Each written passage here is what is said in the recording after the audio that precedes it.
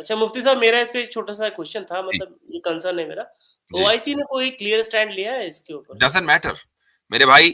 Clear stand او آئی سی جو ہے وہ ایک ایسا ہی ہے جیسے مطلب ہم اس وقت اسکرین پر 5 لوگ نظر آ رہے ہیں, ہم نے ایک تنظیم بنا لی, اس کا نام رکھ لیا او آئی سی, بس اس کی وہی ویلیو ہے, اس کے علاوہ کچھ نہیں ہے. بس اتنا فرق ہوگا, ہمارے پاس پیسے نہیں ہوں گے, ان کے پاس ملینز آف ڈالرز ہیں اپنی کانفرنسز کرنے کے لیے. ورنہ وہ ایک ایجنڈے کے تحت وجود میں لائی گئی تھی, اور وہ ایجنڈا تھا کہ مسلم امہ کو بظاہر یونائٹ کرنا لیکن اندر سے کھوکھلا کر دینا. وہ اپنے ایجنڈے کے اوپر کامیاب ہے. یعنی وہ مسلم دنیا کو یونائٹ کرنا اور اس کی مین پاور کو یا اس کے سورسز کو عرب ایجنڈے کے بیک پہ رکھنا کہ آپ عرب کی پشت پناہی کریں. افسوس کے ساتھ یہی ہو رہا ہے. اب یہ تھاٹ جو نارتھ تھنڈر ایکسرسائز کی گئی تھی 20+ کنٹریز کی, جس میں ساروں کو شامل کیا تھا, وہ فورس کدھر ہے؟ وہ ایکسرسائز جو کروائی گئی تھی جھنڈے لہرا لہرا کر, میں یہ سوال کرتا ہوں کہ بھائی وہ فورس بنائی گئی تھی کہ آپ نیٹو کے ایکویلنٹ وار آن ٹیرر جو ہے اس پر آپ کام کرنا چاہ رہے ہیں. اب وار آن ٹیرر اور کیا ہے؟ مسلمانوں کے گلے کٹے جا رہے ہیں, اس سے بڑا ٹیرر کیا ہے؟ تو وہ نیٹو تو اپنا کام کر گئی. آپ کی جو فورسز ہیں جو اتنی بڑی exercise investment, the biggest budget military budget جو ہے وہ کیسے کے پاس ہے, کس جگہ پہ ہے سوائے عرب کے انٹرسٹ کو یا اپنے چھوٹے سے ٹکڑے کو انٹرسٹ کے لیے یہ ساری او آئی سی بنی ہوئی ہے. اچھا میں ایک بات یہاں کہنا چاہتا ہوں, کشمیر کے ایشو کو کتنا گھسیٹ کے اندر دھکیلا گیا او آئی سی کے اندر, اس کے اوپر بات نہیں کرنے کو تیار, کیونکہ عرب انٹرسٹ کے مڈل ایسٹ کے انٹرسٹ کے اندر نہیں آتی وہ چیز. دیکھیں اس وقت جو عرب ممالک ہیں ان کی پالیسی یہ ہے کہ کسی طریقے سے غزہ میں جو لڑنے والے ہیں ان کا خاتمہ ہو جائے, یہی پالیسی ہے ان کی. اور یہ پالیسی بالکل جگ ظاہر ہو چکی ہے. ایسا نہیں ہے کہ وہ ڈر کی وجہ سے خاموش بیٹھے ہیں, ڈر نہیں ہے بلکہ حمایت ہے کہ بھائی یہ جو ایک خاص آئیڈیالوجی ہے اگر یہ پھیل گئی تو کل ہمارے اقتدار کو خطرہ ہوگا, اس کو یہی ختم کر دو. اور کون ختم کرے بھائی؟ اسرائیل ختم کر دے, لوگ کہیں گے اسرائیل نے ختم کر دیا, ہمارا کوئی نام نہیں ہوگا, ہمارا کام ہو جائے گا. یہ ہے مسئلہ. لاٹھی بھی سانپ بھی مر جائے اور لاٹھی بھی نہ ٹوٹے. حضرت مجھے آج بھی یاد ہے میرا ایجپٹ کا پلان تھا کائرو کے لیے, 2011 کی بات ہے, 2010-11 کی, اور تیونس میں دنگے شروع ہوئے, مصر میں ہوئے, لیبیا کے اندر مسئلے مسائل شروع ہو گئے, جب یہ سارا عرب سپرنگ جسے کہا جاتا تھا, عرب اپ رائزنگ, اس پر بڑی باتیں ہوئیں. مجھے یاد ہے کہ جیسے ہی عرب سپرنگ کے نام سے انورٹڈ کوماز جب یہ شوشہ چھوڑا گیا, فٹافٹ دبئی کے اندر اور سعودیہ کے اندر اور بحرین کے اندر, یہ جو قطر یہ ایریاز آتے ہیں جو بڑے اپنے آپ کو سیف سائٹ ان ملکوں کے اندر لوکل جو سعودیز تھے, لوکل جو عرب تھے, ان کے قرضے معاف کر دیے گئے, سیلریز جو ہیں وہ انکریز ہو گئیں, پینشنز جو ہیں انکریز ہو گئی. میں نے کہا, میں سوچ میں پڑ گیا, میں نے کہا یہ انہوں نے کیا کیا ہے؟ تو یہ صرف ان کا انٹرسٹ یہ ہے. یہ فلسطین کے بھی بارے میں اگر کوئی بات کریں تو اپنے انٹرسٹ کے لیے کریں گے, اور حضرت نے کہا ہے یہ کہتے ہیں یہ آج کے جاتے کل کے جاتے آج جائیں, آواز دبے گی تو فریڈم فائٹرز کو, ورنہ دیکھیں آج لوگ طالبان کی مثال دے دیتے ہیں, آج لوگ جو ہیں وہ ازبکستان کی مثال دے دیتے ہیں, وہ کہتے ہیں دیکھو یہ لوگ بھی تو لڑ رہے تھے, اگر ان لوگوں یہ فتح پا سکتے ہیں تو ہم لوگ مثالیں دیتے ہیں کرنٹ ایشوز کی کہ دیکھو وہاں بھی فتح ملی ہے, وہاں بھی ملی ہے, لہذا تم بھی شروع کرو. اس کو عبرت کا نشان بنانا ضروری ہے.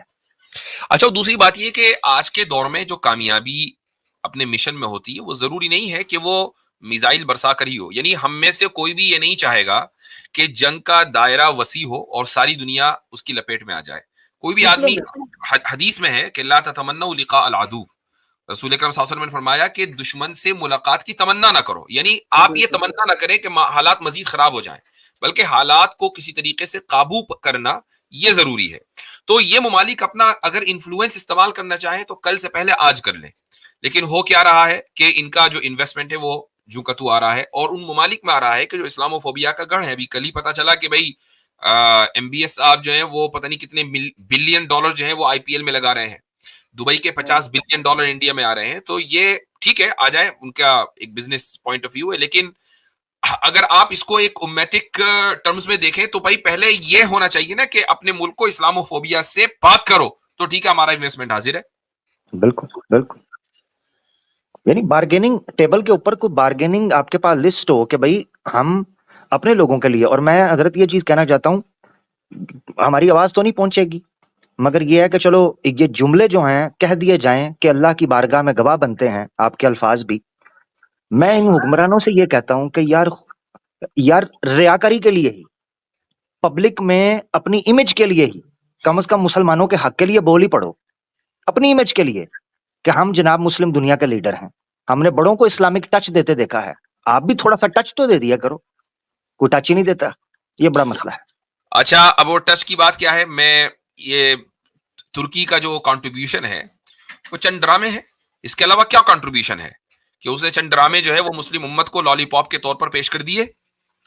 اچھا مفتی صاحب میں اس میں ایڈ ایک کر دوں بات, جی وہ کہ رجب طیب اردوغان صاحب نے جب آپ نے وہ بولا نا کہ انہیں ایمبیسڈر بلا دیا, تو ان کو جلدی سے یہ بولنا پڑا کیونکہ یورپین یونین اور نیٹو کی طرف سے بڑا بلیک لیش آ گیا کہ رکو رکو, ہم یہ نا ہم ان کے ساتھ تعلقات ختم نہیں کر رہے ہیں, ہم بس اپنا بس سفیر واپس بلا رہے ہیں, تعلقات ہمارے رہیں گے. سفارتی تعلقات ختم ہونے کا مطلب یہ ہے کہ وہ جو 60% آئل آذربائیجان سے وایا ترکی جا رہا ہے وہ فوراً رک جائے گا, چونکہ اب تعلقات ختم ہو گئے. وہ تعلقات باقی ہیں, صرف ایک سمبولک طور پر ایمبیسڈر کو واپس بلایا ہے.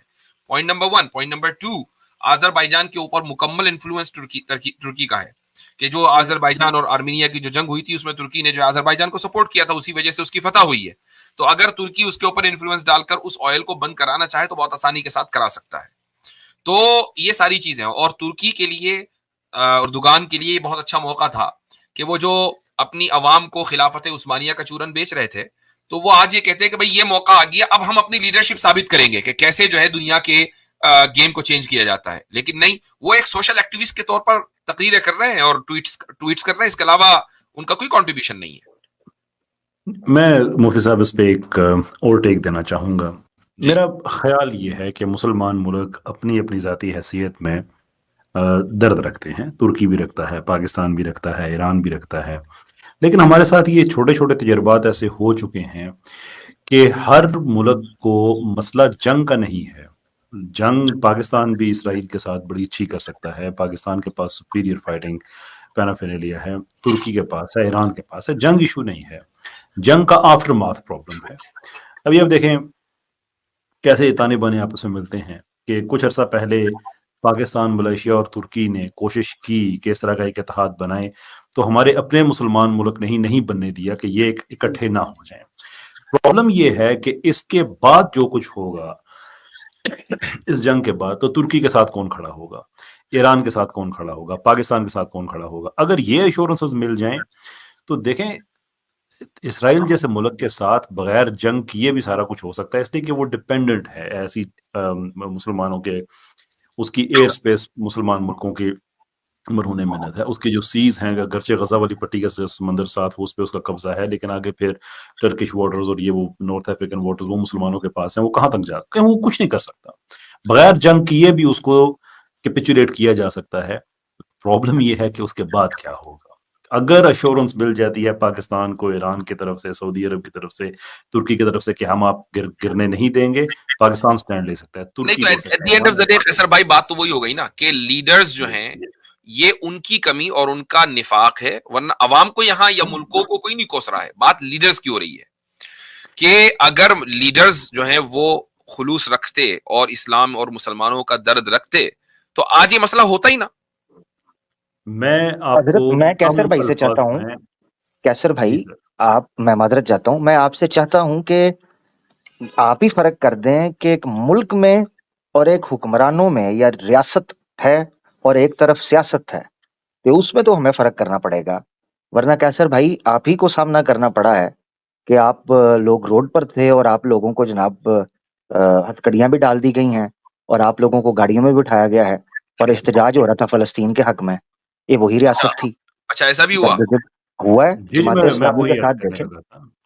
جی میں وہی عرض کرنے لگا تھا ابھی کہ پہلے لاہور میں ہوا کہ جو اقصیٰ کی آواز کے نام پہ جو ایونٹ تھا وہ کہیں نہیں کرنے دیا گیا, بہت کوشش کے باوجود بھی. آخرکار وہ قذافی اسٹیڈیم میں ہوا, لیکن وہ بھی کیسے ہوا وہ بھی ایک اور کہانی ہے. اینڈ میں قذافی اسٹیڈیم والے بھی ناراض تھے کہ آپ نے یہ ایونٹ کیوں کیا. بالکل ایسے ہی جب یہ جماعت اسلامی نے تو اکوموڈیٹ کیا, لیکن اس میں بہت سی جماعتوں کے اور لوگ شامل تھے, مذہبی جماعتوں کے. اب آپ اندازہ کریں کہ ان دونوں ایونٹس کی آپ حالت دیکھیں کہ حکومت کی طرف سے اجازت نہیں تھی, لیکن یہ جو لاہور والا ایونٹ تھا اس ہال میں 750 لوگوں کی تقریباً گنجائش تھی, اور میں نے اس کے فوراً بعد کہیں اور جانا تھا, ایک اور میری اسپیچ تھی, تو میں نے ان سے اجازت دی کہ مجھے پہلے کرنے دیں کہ میں نکل جاؤں. تو آپ یہ اندازہ کریں کہ میری اسپیچ سب سے پہلے تھی, اور اس وقت حالت یہ تھی کہ ہال نہ صرف بھر چکا تھا بلکہ جو سیڑھیاں ہیں جن پہ چڑھ کے لوگ سیٹس تک جاتے ہیں اس پہ بھی لوگ بیٹھے ہوئے تھے، اور میرے باہر نکلتے نکلتے لوگوں کا تانتا بندھا ہوا تھا جو اندر آنے کی کوشش کر رہے تھے. لوگوں کی یہ حالت ہے. اسلام آباد میں جہاں پہ انہوں نے نہیں کرنے دیا، اگین میری اسپیچ وہاں پہ سب سے پہلے تھی بیکاز آف جو انگلش آڈینس جو میڈیا آیا ہوا تھا اس کے لیے. تو میری اسپیچ اگین یعنی کہ میں بات کو اینڈ کی باتیں نہیں بتا رہا، شروع کی باتیں بتا رہا ہوں کہ جہاں تک نظر جاتی تھی وہاں تک لوگ ہی لوگ تھے. اور ابھی خیبر پختونخوا کا جو کراؤڈ ہے وہ اس میں شامل نہیں ہوا تھا، ابھی وہ موٹر وے پہ اسٹک تھے. لوگوں کا یہ رسپانس ہے. الحمدللہ الخدمت اور آرگنائزیشن جو غزہ میں کام کر رہی ہے، پاکستانیوں نے ان ڈائر حالات میں بھی 1 ارب روپیہ اکٹھا کیا غزہ کے لیے، اس آرگنائزیشن کو دیا انہوں نے. لوگوں کا تو سٹانس کلیئر ہے کہ وہ کہاں کھڑے ہوئے ہیں. اب یہ جو ہے نا وہن کے مارے ہوئے حکمران، مسئلہ وہ جی ہے. جی ہاں، وہی بات ہے، وہی بات ہو رہی ہے کہ ہر ایک آدمی کو اپنا اقتدار اور اقتدار کی جو نشہ ہے وہ پیارا ہے.